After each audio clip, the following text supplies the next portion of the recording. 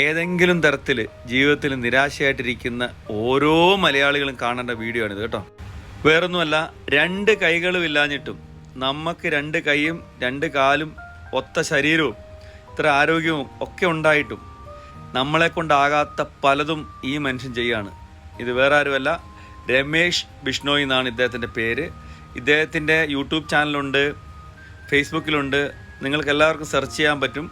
രമേഷ് ബിഷ്ണോയി ജോധ്പൂർ എന്ന് അടിച്ചു കഴിഞ്ഞാൽ അദ്ദേഹത്തിൻ്റെ ചാനലും അദ്ദേഹത്തിൻ്റെ വീഡിയോസ് എല്ലാം വരും. ഒരുപാട് നമ്മളെ അത്ഭുതപ്പെടുന്ന ഒരു മനുഷ്യൻ. ഇതിലും വലിയൊരു മോട്ടിവേഷൻ നമുക്ക് ആർക്കും നൽകാനില്ല.